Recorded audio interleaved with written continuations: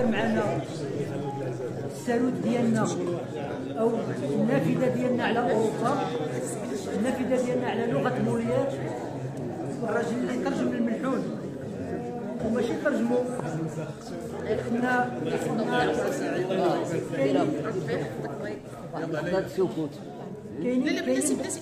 كاينين بعض الترجمات اللي هي كانت ترجمه حرفيه، والشعر اللي كيترجم حرفي كيفقد القوه ديالو، كيفقد الجماليه ديالو.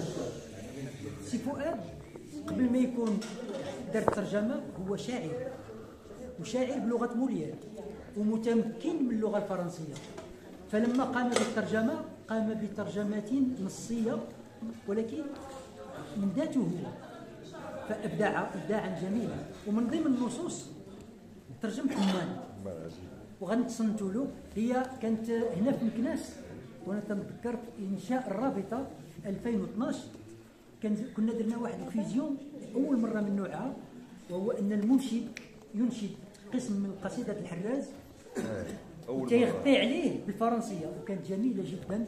حنا غنسمعنا دابا مقاطع بالفرنسيه. Oyez le récit de Humane qui s'avisa de prendre une épouse moderne au sens exact. Mais la nuit de noces, très vite, il se grisa.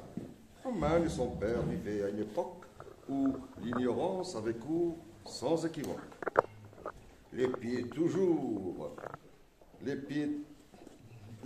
toujours nus et cordons enlacés, au sfah, toute sa vie il l'a passé. Il bossa dur et ramassa un pécule, se paya une tunique berbère de module, se chaussa les pieds de babouche rapiécée, on fit la chemise et pantalon retroussés. De main de maître, il s'enroula sur la tête un turban si haut qu'il semblait avoir des crêtes. Il se laissa pousser cheveux et moustaches et des nattes qui avaient l'air de soutaches. Mais sa barbe ayant foisonné, il se rendit chez le coiffeur au quartier Zotia, je lui ai dit.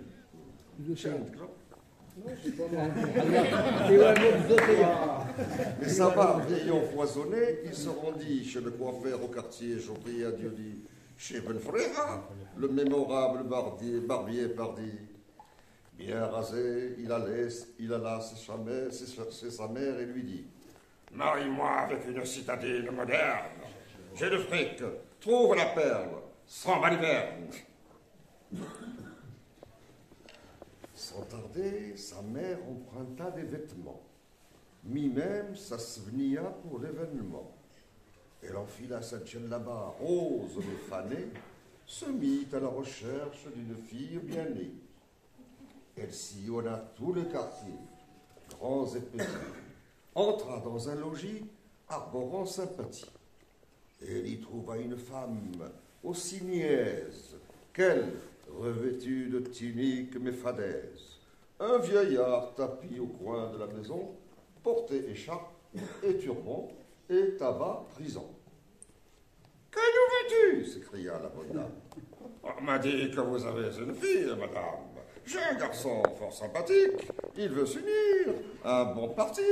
Tel est son fervent désir.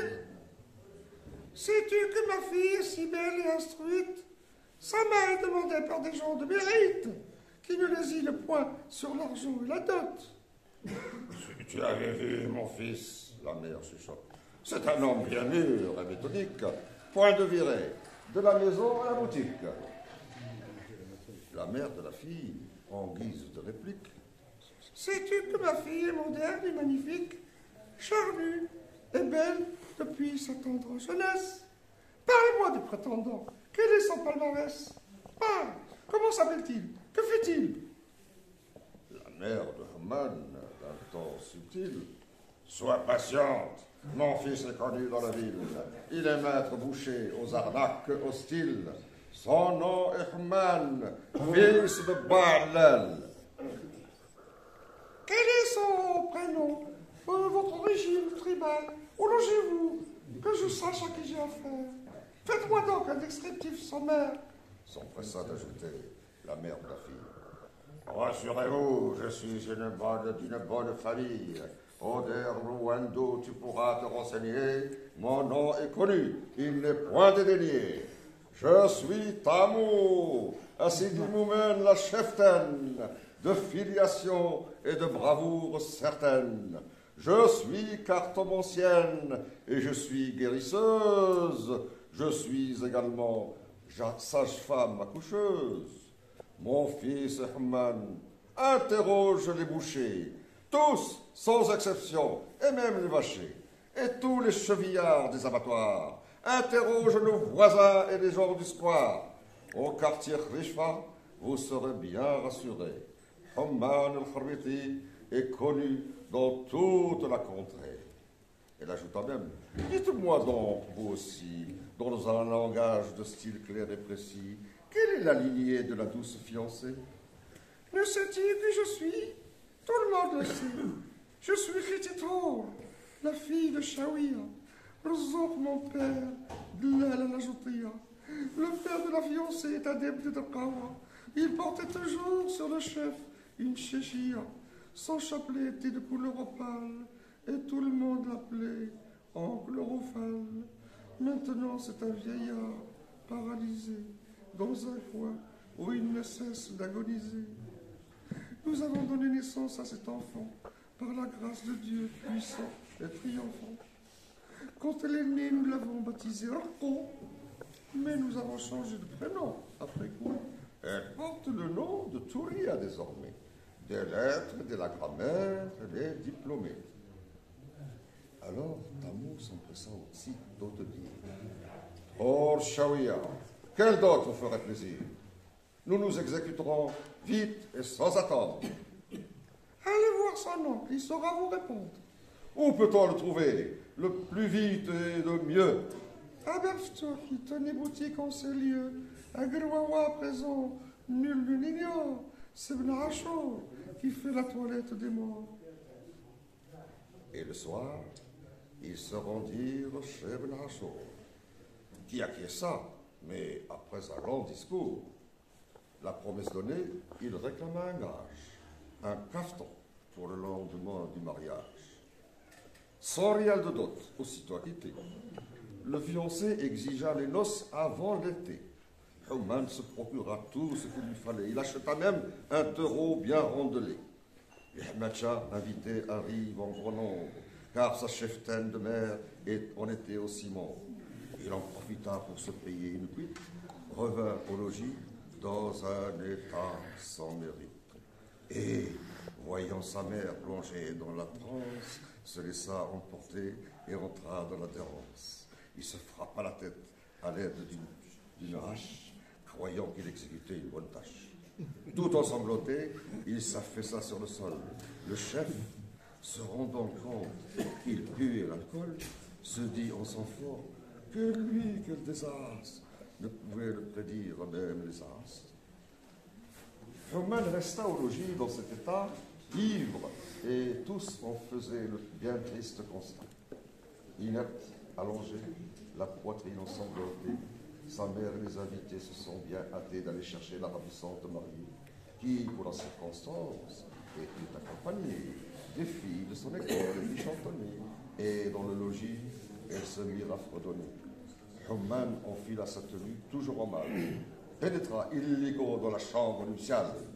Dieu, quel spectacle affligeant, désolant, la barbe, le turban en désordre insolent. Même son visage avait un air délétère. Sur le lit, il s'affaissa comme un dromadaire. Tout près de la mariée, il s'est étalé. Et comme un fauve, il passa la nuit à ronfler. Mais au réveil, la mariée s'aperçut qu'il avait pissé et qu'elle en fit si déçue. Elle en fit si déçue qu'elle se mit à crier « Au secours, au secours !» La nouvelle se propagea aux alentours. Vint alors la famille sous bonne escorte. De la chambre de Hamman, on ferma la porte. Il était encore grivé, givré, et dans quel état? Elle s'empressa de dénoncer cet attentat. En déposant au tribunal une plainte, citée au pouvoir, il reconnut son atteinte. À la pudeur, à la bienfaisance et l'entorse, il décida donc de procéder au divorce. Pour l'ivresse, il écopa 2 mois fermes et resta dans sa géole bien inerte. Toutes ses dépenses sont pulvérisées, tout est perdu, il est devenu une risée. Économie perdue, mariage raté, et de plus par le tribunal débouté. La fille se remaria donc aussitôt, le délai légal ne posant plus de veto. Elle s'est unie à un enseignant comme elle, par la volonté du Seigneur éternel.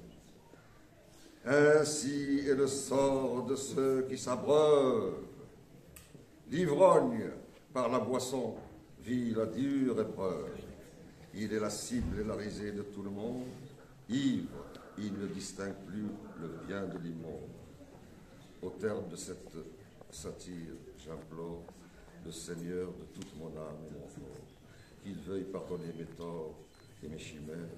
Je ne connais ni Himman ni sa mère.